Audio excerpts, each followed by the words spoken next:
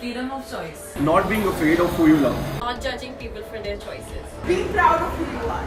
World over, the month of June is observed as the month of Pride.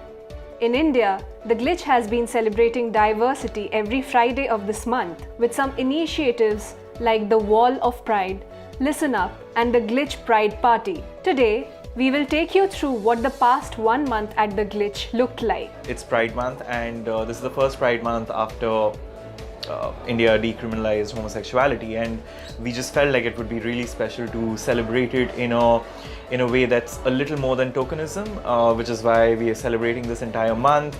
Every weekend, every Friday, we've organized different activities. We have a little chat like TED Talk today. We had a couple of movie screenings the previous week. So we have a couple of initiatives rolled out. There's a lot of because we have so many artists. We have an artist sort of corner, a creation corner that's coming up in the next week. So we decided to, in the spirit of what Pride is everything. Pride is about opening your horizons. Pride is about creativity. Pride is about creation. And we wanted to be very true to the spirit and spend an entire month in our little way doing that. So yeah, that's Pride Month for the Glitch. For us at Glitch, when this whole piece about having a Pride Month came up, we've spoken about this very often internally. When it comes to inclusivity, or when it comes to the matter of being gender blind, these are things that are at the core of who we are as an organization. We've never really had to set a policy to say that we need to include certain kind of people in our organization because it's the right thing to do. It's always how we were. We've always hired just the right person for the job. It didn't matter nothing of their sexual orientation or gender, any of those pieces were ever part of the consideration set when it came to who the right person for the job is. And hence, when it comes to the Pride Month, for us, it's honestly a celebration of something that we think that needs celebration because it needs to be recognized, and people have to talk about it. And I hope that with a month like this, more and more people are aware. More and more companies include different kinds of people in their organization because with diversity truly comes great creativity. Glitch has always been a super inclusive space, so and I think the pure culture that we run with here has been across the board in terms of we've always been inclusive. There's no conscious attempt that was made to make any this thing. It just came naturally to us, right? So what happened was that thanks to 377 being abolished, etc., it gave us the opportunity to actually talk about it more openly and more freely.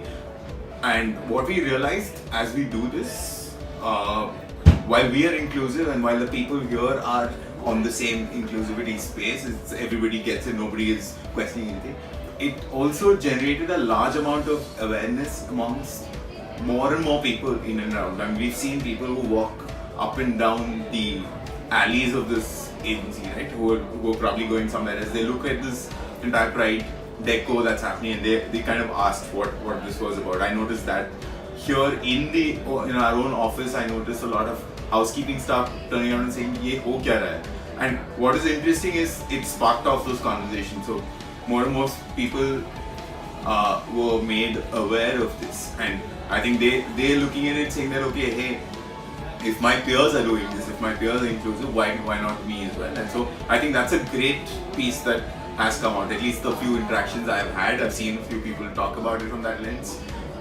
So that's interesting.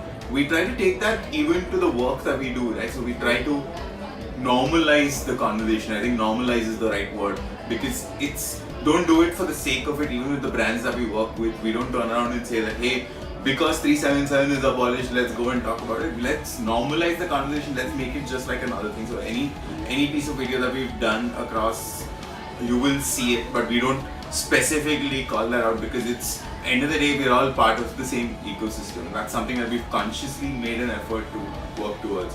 But thanks to Pride Month, and for the first time that we are getting that platform in this country, we have tried a lot. Like this, we have a brand called OkCupid we just recently did something called, I think it's Love at First Pride.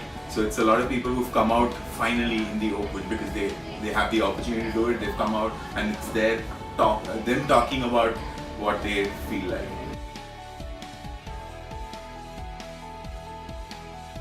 I actually feel that advertising's really taken that really well. I think there's a lot of creatives being made around the entire culture of being inclusive across different preferences.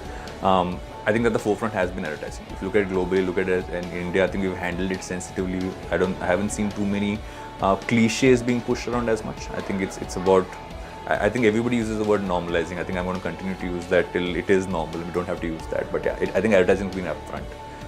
Cinema should does it sporadically. I don't think it does it as well as it should, but I think advertising's actually been up in front.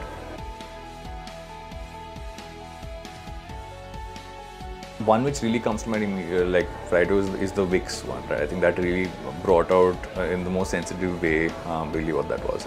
And one piece which we're very proud of this Valentine's Day was something we created for Netflix, which is again about really, it was a normal piece in our minds. It was a normal love story, but it was around the community. I think that was really important. We were very proud of that piece.